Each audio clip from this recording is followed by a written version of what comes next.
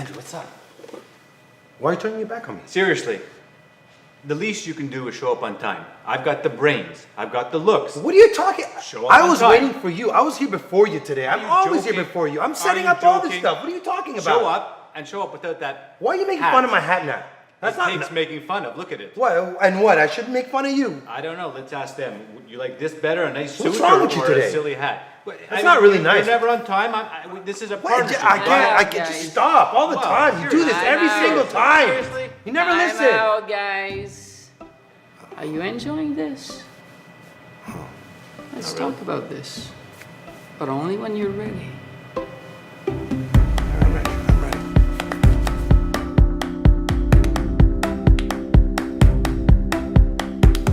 Hey guys, Nick Drossos, Andrew Steinberg. and welcome to another episode of. Have the balls to talk about it. And today we got Pauline, who's back, and we're going to be talking about relationships. Yes, hopefully.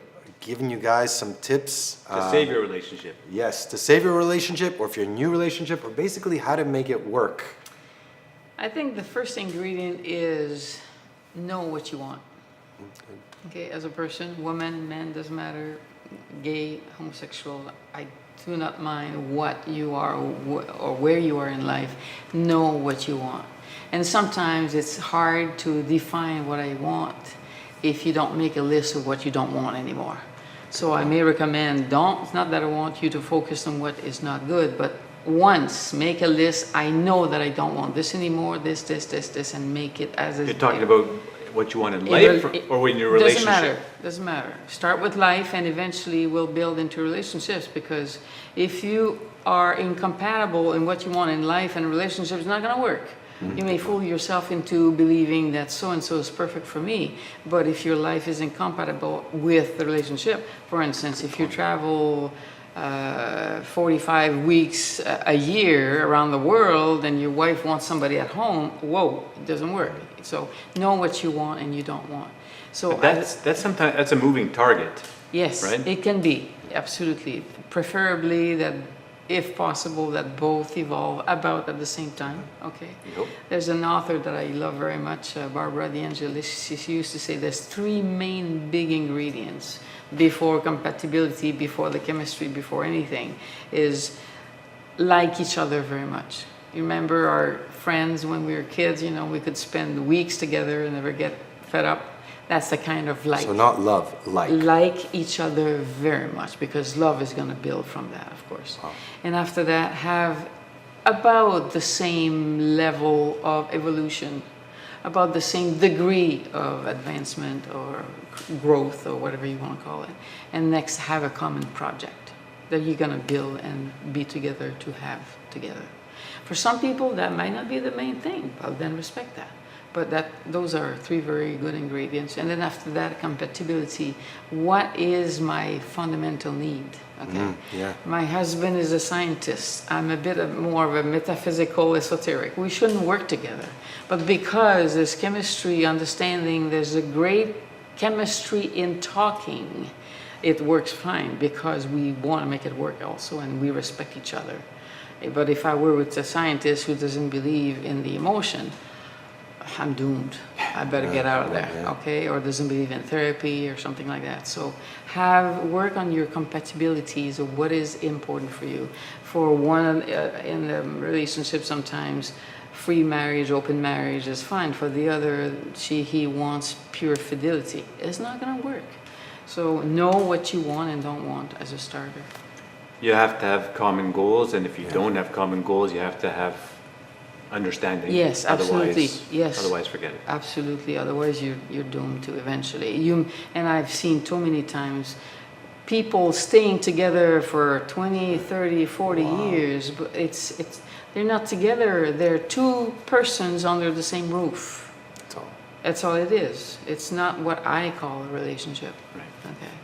And what is like, from your years' experience, is there a recipe or formula that you think works better than others, or it's just For me, yeah. and I'm not saying that's the only one, but for me, what works better for me as a person before I dealt with dealing with couples in therapy, I have embraced the imagotherapy, which is based on Imagotherapy? imagotherapy. Okay, it is a theory, an approach rather, by Dr. Harville Hendricks. It's a book I recommend to everybody. It's called Getting the Love You Want.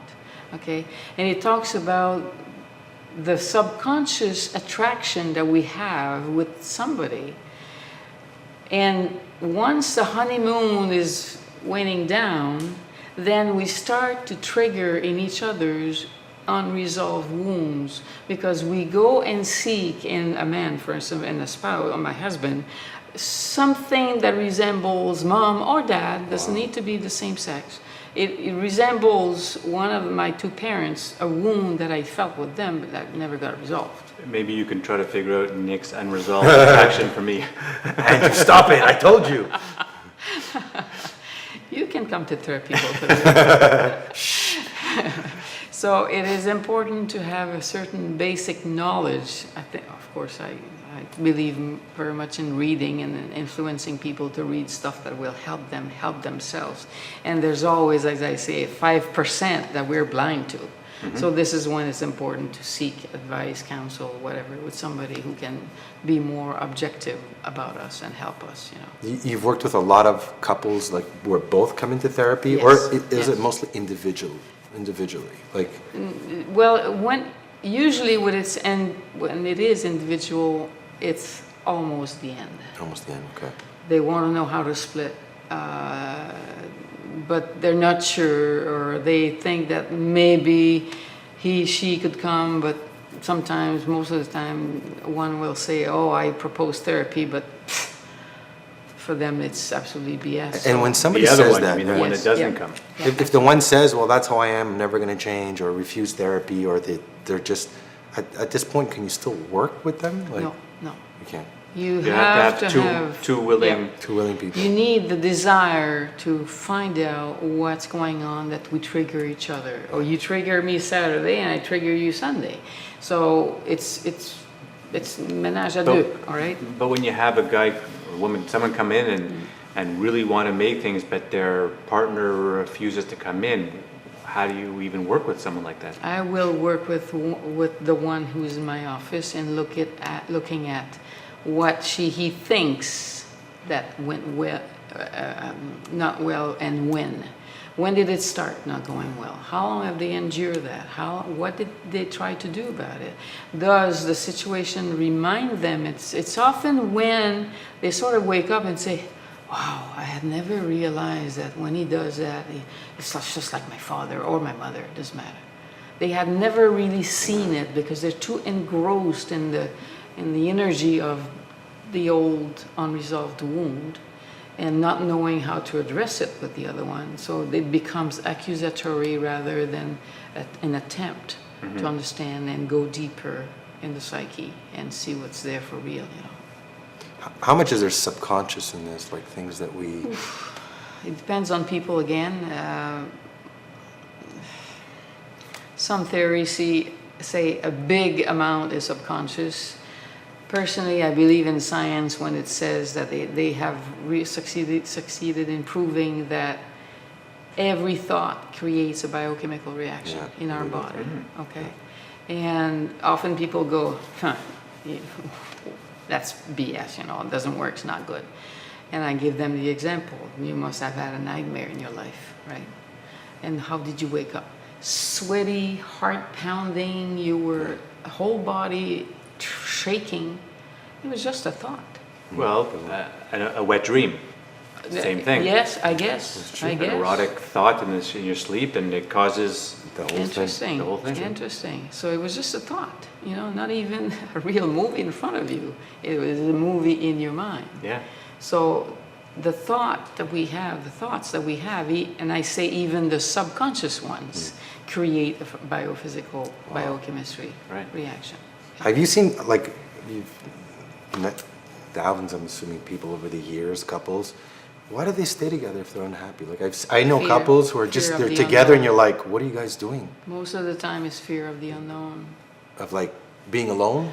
being judged by society, being judged by their peers, being themselves judgmental about breaking a vow. When there's children involved. Children as well. involved, or with the marital laws, afraid to lose too much money, all kinds of reasons. But to my opinion, the basic is fear. Wow. Very, very fear. And they come to you often, probably a lot of the times it's too late. Almost. Almost always. Most of the time it's too late. Yeah, but I tell them then, if we do not succeed in bringing you back together, because sometimes there has been harsh moments that have created another wound of itself. And then sometimes it's beyond repair, okay? Because we're humans, we're not robots. We can't just punch a button and reboot.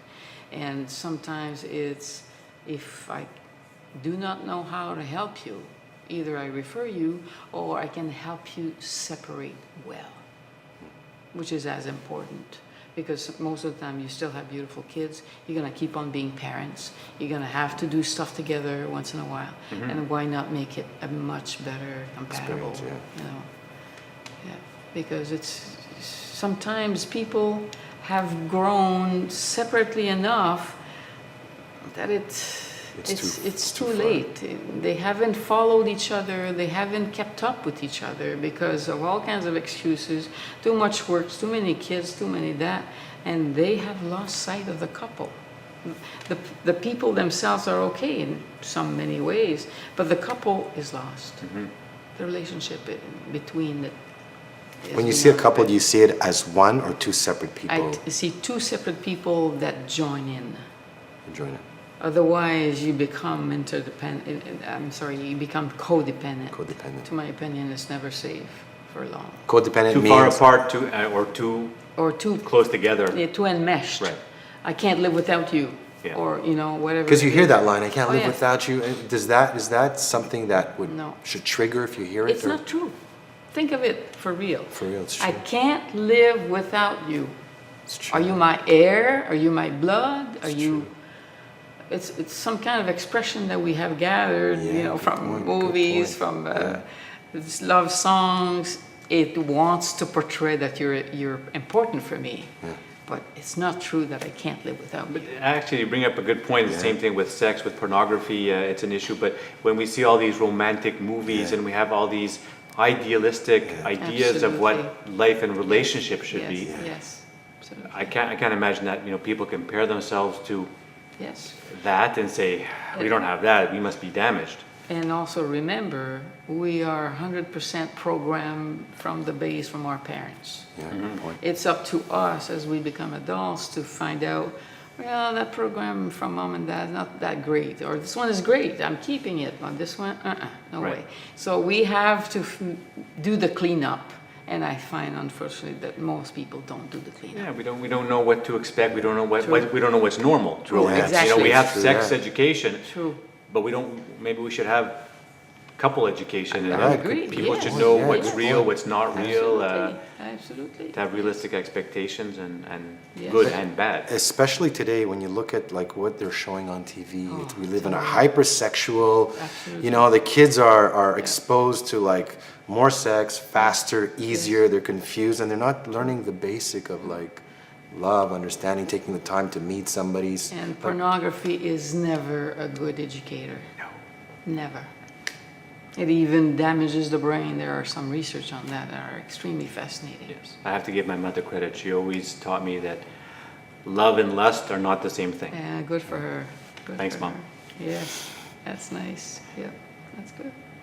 So I actually think that guys, women, whatever, Yeah. don't wait till it's Too late. Too late. Yeah. Definitely. Speak to your wife, speak to a therapist, speak to somebody before it gets to that point of no return. I have one question. Sorry to put in. At what point should a couple say we got to go see therapy? So if the people are watching right now, at what point they should? They're watching this video, walk up to their spouse or their husband, and say, we got to go and talk to somebody. And I know many people are going to react to what I'm going to say, but it's my principle.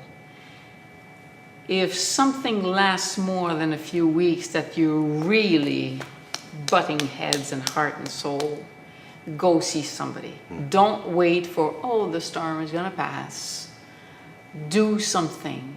It's a proven fact that when people deal with the problem early on, it might take 5-6 sessions. 80% of difficulties are resolved within 5-6 sessions. Wow. Okay, with a psychodynamic therapist. Whereas if you let it linger, then you might become depressed. You might become all kinds of. I think that's so true about relationships, but I mean, I'm a proponent of therapy. Sure. For phobias, for fears, Yes. anxiety, for Yes. all issues. Yes. The more you let it Yeah. get that way, the more you're going to be programmed, and it's harder. You're going to pass that point of no return, basically. Yeah. You're perfectly right. We are self-programming eventually, Yeah. and this is why we have to really stop early. Yeah. Because before it becomes apparently the real stuff in our brain. Right. Wow. I say apparently. Yeah. Okay. We have to address it as soon as possible. Yeah. Great And advice, amazing advice. Yeah. and I hear sometimes couples say, so we would be here quite often. No, if you really address the stuff, because at the base of every relationship, there's some kind of a table there that's set.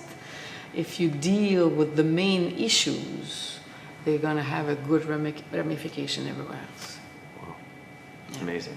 Thank you. My Thank you pleasure. for that. Thank you so much for both coming of on you. the show. Pleasure. Guys, thanks for watching, and remember, Have the balls to talk about it.